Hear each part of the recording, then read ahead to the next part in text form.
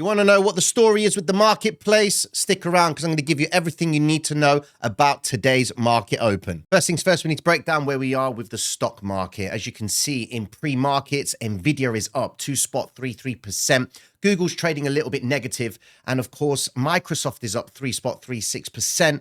Oracle's doing well, Palantir, and of course, Apple's pulled back ever so slightly, given that Apple has been towards its all-time highs. But we've got a bit of a problem. Energy sector is starting to make a little bit of a move to the upside. Going over into the futures trading, you can see that again, the energy sector is still showing strength. You've got heating oil at the top. Crude oil is, of course, up nearly 4%. Going over into crude oil as well, you can see Brent is trading up 2.79, and the oil futures are trading higher for the start of the week. Oil's price is being motivated by the tensions and, of course, strikes between the US and Iran.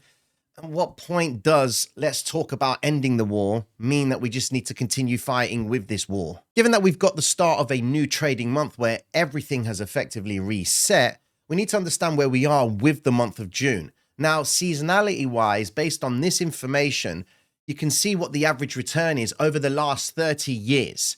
And you can see that June is relatively an okay month. It starts off strong, and then it starts to get a little bit weak. But as we head towards the end of the month, we do start to see a little bit of traction to the upside. Now, at the start of every new month, we do have a calendar filled with data. We start it off with the ISM manufacturing PMI. This is important because it tells us what the manufacturing sector is going to be like, or has been, should I say. Now, as it stands, they're actually looking for an increase of 53.3, up from 52.7. A reading above 50 means that the manufacturing sector itself is expanding. If it's below 50, it means it's contracting. Equally, going through the rest of the week, we have the JOLTS job openings report and the important ADP non-farm employment change. Now, we do have Bank of Japan Governor Ueda speaking, and that's quite a bit of an issue because, of course, the verbal intervention search index based on the Bank of Japan flooding the market with US treasuries has spiked up, which basically means that at any moment, the Bank of Japan can flood the US markets, or should I say the world markets, with US treasuries. Now, look, you've got the dollar yen still climbing up. And if they do succeed the 160 mark, that is usually a spot that the Bank of Japan does like to flood the market with dollars. But the problem that we've got is worldwide, investors are seeking the safety of the dollar if talks between the US and Iran actually break down. Now, think about it. Bank of Japan last flooded the markets with around $36 billion worth of US treasuries. It didn't do anything. Dollar just continued to move up. And the reason it continued to move up is because they did that during the time when Trump and, of course, Iran were still trying to work out whether they're going to still attack each other.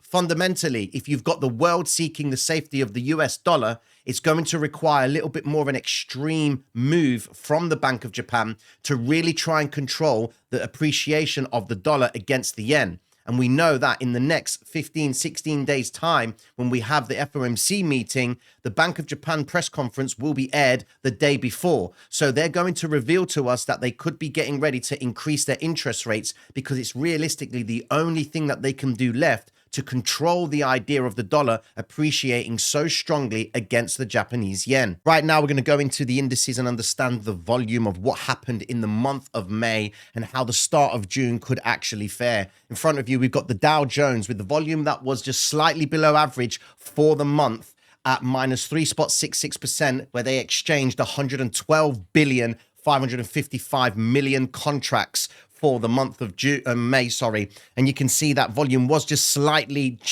below average, but it was a good month for the Dow Jones. Going over into the S&P 500, the same story is right there as well. You can see that they traded 112 billion and volume was just slightly up 0.5%. And this is at the all-time highs, man. That's why I'm baffled as to why they keep on marking everything up. Is it because of the midterms? Is it because of SpaceX IPO? Who knows, guys? But more importantly, going over into the NASDAQ, which has been the star of the show. NASDAQ for the month finished relatively strong with volume up nearly 5.2%, and they exchanged 189 billion 308 million shares, which has completely wiped the floor for the S&P and, of course, the Dow Jones, which fundamentally means that money is going into the tech markets. Let's have a look at where we are with the ETF markets for the start of June. The usual suspects with regards to the ETFs, you can see the VU and the IVV, SPY and the QQQ are doing absolutely magnificent. A lot of money is being made off the back of these asset classes. Now we got to go over to the options to understand where we are with everything. As it stands for the QQQ, you can see all expiries that the spot price currently is around the 739 region. So you can see here in the out of hours markets, we've got 739 for the QQQ with a gap up. And of course, when we look at the options chain for all expiries, we know that we've got quite a bit of interest sat between the 740 and the 739. And of course, because the gamma isn't positive, that's usually meaning that there's going to be a little bit of compression with price. Now, when we go into the expiries for the QQQ, we then start to see a different picture. You can see that the volume there for today's expiry, hold on, let me just quickly bring that up. There we go. So this is where we are with the day's expiry itself. 743 would be the max move for the QQQ with 109 million at the 742 call wall. History says that whenever price goes above or towards a call wall, it can be seen as an area of resistance, okay? However, it's all going to be based on what the dealers are going to achieve right here. If they are hedging themselves and then they do see that there's interest above, once they've completed their hedge, they will effectively then start transacting and move price to the upside. Or should I say, they will want to transact at these levels where they can do more of hedging, right? You can see that the liquidity is all the way at the top side. Now, one way you're going to be able to understand if that's going to be the case is if you start to see the gamma turning negative. Negative gamma means trend. Positive gamma means controlling or holding of price. And when you get a gamma flip, so if it goes from positive to negative, usually means that there's going to be some volatility at that point, which means that the dealers are effectively having to change the idea of what they were doing before and either sell into the rally or buy into the weakness, buying or sell into the strength, buy into the strength. Okay. And it's all going to be one thing that they're trying to achieve, and that is delta neutral. So when you come to the open today, the market will be pricing in all of the madness that's been going off with regards to the US and Iran. And then, of course, you get the ISM manufacturing data. So realistically, 3 p.m. UK time, 10 a.m. Eastern Standard, that's when you're going to get the trend, in my opinion, after the marketplace has absorbed all of the news announcements that have hit the weekend and anything that has happened from early on this morning. Now, before we get into the charts themselves, we're currently running a discount on the Platinum membership. All you need to do is enter the coupon SUMMER and you'll be able to take advantage of 20% off your first month. The link for that is in the description of this video. Taking a look at where we are with the US dollar, you can see it's still doing very well within this 98,500 region. And the only reason it's sustaining itself is because of the war with Iran. There is no clarity on what this deal is all about. Now, if investors are concerned about things, they're just going to go into the safe haven of the dollar. But remember, dollar to the upside will be limited because Bank of Japan at any moment can still intervene in the marketplace and flood the market with US dollars. Now, what we've got to be careful of is how is the dollar positioning itself against various other assets? Well, today we have the ISM data. If the ISM data comes in negative, that would then solidify the idea that the Federal Reserve would need to cut the rates, because if manufacturing is slowing down, then that means that the economy is going to be slowing down. But looking at the actual data itself, traders are still betting for the idea of rates being on hold going into July. It's the same story with the possibility of an increase. Going into September, it's the same story where the bets are now starting to lean more towards an increase. Going into October, nothing has changed. It's still the same story. We're favoring a possible, maybe an increase in October if they do start to realize that the economy is able to sustain itself and absorb inflation. Then they're going to hold the rates or possibly increase it so that they can actually bring inflation down. December is the actual sweet spot that investors believe that the Fed could do something. And you can see that the bets are near enough even on whether they're going to hold or increase. We've come away from the idea of cutting. Even though traders have priced in a 25 basis point cut, what they've priced in is different to what the reality is. And if you've got here that they believe that we're going to be holding or increasing, that is going to start making things a little bit difficult for investors who may be investing in the euro or investing in the pound or investing in Aussie. Speaking of which, going over into those asset classes, you can see that the euro right now is stuck inside of this range. And you're probably going to get a lot of this sideways movement on the euro because the FOMC is not going to be due for another 16 days. And that's usually what happens between the euro and the dollar. Of course, if there's any big announcements regarding the war, then investors will be then positioning themselves in the US dollar so that they can protect themselves. Now, going over into other asset classes, you can see that we've got USD CAD trading quite strongly to the upside, currently trading 0.31%. USD Swiss is also doing effectively a nice little V-shaped reversal. And if it does sustain itself, we could more than likely see USD Swiss making its way back to the 0.78600. Aussie yen itself is going to be a measure for us to understand if the stock market is going to continue higher. When you compare Aussie yen and go over to the NASDAQ, you'll see a relationship right there. Look at that. NASDAQ's pulling back. Aussie yen is also pulling back. And the reason for that is because Aussie yen is also deemed as a carry trade. That means investors will borrow yen and convert it into Aussie and then use that Aussie to go and buy stock. Now, if you start to see the Aussie yen moving down and then you start to see the NASDAQ pulling back, if Aussie yen doesn't pull back so aggressively, then if you're looking at the NASDAQ and it's not all, well, it's sort of moving down fast because it's a lightly traded asset compared to Aussie, you can appreciate that NASDAQ does pull back quite significantly.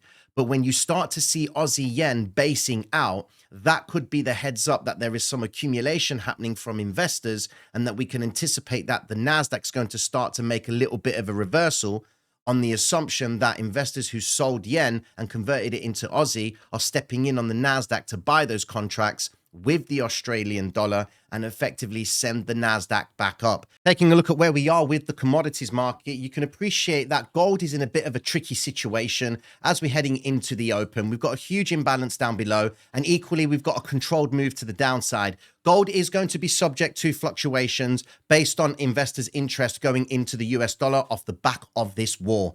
Now, if gold can sustain itself and investors do believe that the war could be coming to an end, that will equally then bring the dollar down. So what we've got right here is gold is in this negative order flow where we do see lower highs, lower lows, lower highs, lower lows, lower high, and now we've got this higher low right here. So logic does say that we are expecting gold to try and make a bit of a climb to the upside. However, when we look at the bigger picture of gold and we go to the daily time frame, what you've got to look at is gold is still in accumulation. All right. And once we know where we are with the interest rates, and if they do decide to cut, then gold's price will equally then explode to the upside. I do expect gold to try and make a recovery back up towards 5,400 region, but that's not going to be something that happens anytime soon. We need to come away from this war. And once that war is done, that means the appreciation of the dollar will stop. Investors won't be going into the dollar and they'll be coming out of dollar and going back into gold. As we're heading into the open, we know that oil futures are still trading positive because of what's going on between the US and Iran and all these strikes.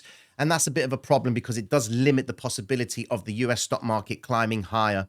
However, let me draw your attention to the idea of the VIX. The volatility index is currently trading up 1.41% as we head into the open. That means that overnight, the marketplace has been effectively hedging itself.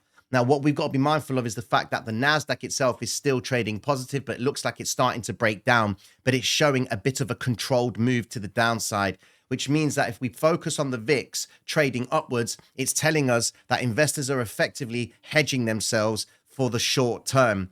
If everything is going to continue to move to the upside and that there's so much interest in tech, then any investors that are going into the VIX right now is just to possibly hedge themselves against what news is being released or could be released in this current day. So if you do see the volatility index spike up as we head into the open, that is a psychological gauge to tell you that investors are having to move money and take advantage of protecting their portfolios by opening VIX contracts. That equally means that if you do see the VIX moving up and you see the dollar moving up at the same time, then you are solidifying the idea that investors are moving money into safe haven assets, which means that the NASDAQ could continue its narrative to the downside until the moment changes where investors are like, okay, we've hedged ourselves, we'll start coming out of the VIX. When the VIX moves up, that's when you start going short. When the VIX moves down, that's when you start seeing price appreciating. So what you've got to be careful of is the spikes in the VIX give you the heads up. It's time to get ready to go long. When the VIX goes down, that effectively means that assets are appreciating. So you position yourself in longs when this shoots up. And when it shoots up aggressively, that is where you pay attention to running longs. That is where dip buyers are going to come in because investors are hedging themselves against risk. But when the VIX itself does come back down again, you need to make sure that you're on the right side of the move, which means that when the VIX comes down, your position is starting to make you money. VIX up, stock market down. VIX down, stock market up.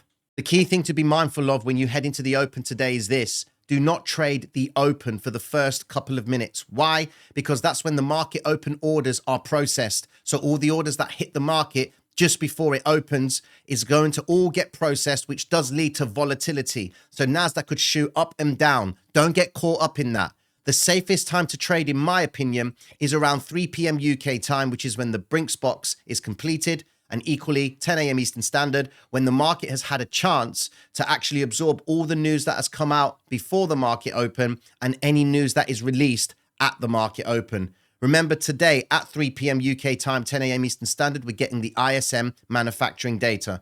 That's going to tell us the story of interest rates as to whether or not the economy from a manufacturing perspective is actually doing well. They're expecting an increase in the manufacturing data, which means that if the economy is doing fine, then there's no reason to increase the interest rates, or should I say, cut the rates, because the economy is still sustaining itself from a manufacturing perspective. So once that data is released, then you're free to start trading and taking advantage of any opportunities that hit the marketplace. The key thing to remember, if you've been watching, trade the extremes of the asset. If NASDAQ is trading at value area low, that means a low point of the day, you can assume that that's where dip buyers are stepping in. If it's trading at value area high, you can assume that a lot of buyers are getting trapped at the top side of the range where there's lots of sellers trying to offload into that interest. Usually brings a reversal. Just keep that in mind when you're trading the NASDAQ, but the same principle applies to all assets across the board. And when it comes to cryptocurrency, what do you want me to say to you, man? They're just not letting Bitcoin go up. Mad love and respect. Peace.